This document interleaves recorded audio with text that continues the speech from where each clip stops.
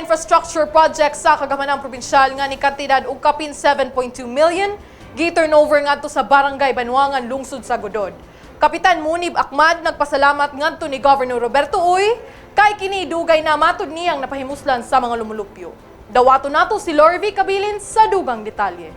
Kapin 7 million kantidad sa tulo ka infrastructure projects ang dungan nga i-turnover karong adlaw dinhi sa Barangay Banwangan, Godod, Zamboanga del Norte.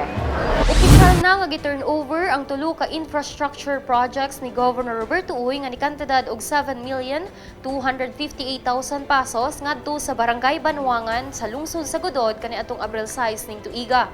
Kini gilangkuban sa balor 3 million nga road concreting, 2.158 million nga water system ug 2.1 million nga covered court.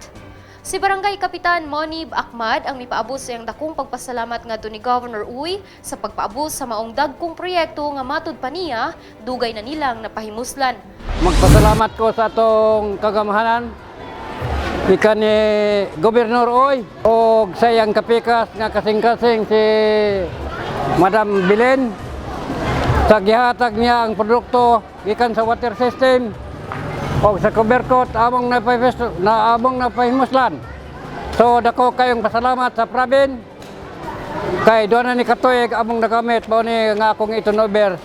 Sa mensahe ni First Lady Evelyn Tang Uy kinsa mao'y marepresentar ni Governor Uy, iyang gipamahayag nga buot gayud sa gobernador nga makatukod og dagkong mga proyekto nga mapahimuslan hangtod pa sa hangtod sa katawhan.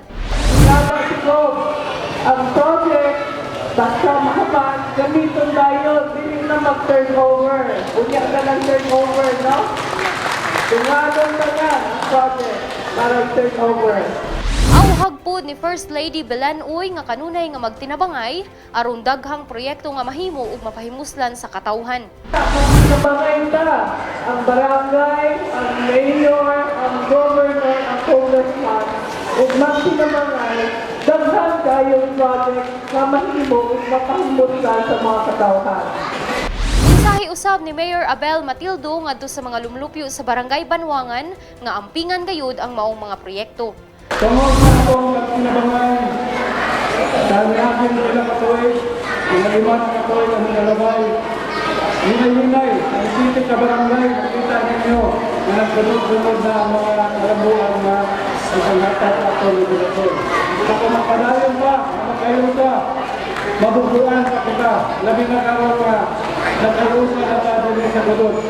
Mitangkong po sa maong kalihukan si Executive Assistant Joey Bernad, Provincial Agriculturist Mabel Bustalino, Provincial Indigenous People Mandatory Representative Ruben Mangan, Vice Mayor Ferdinand Caboverde ug ubang mga opisyales sa lokal nga kagamhanan sa lungsod ug sa barangay.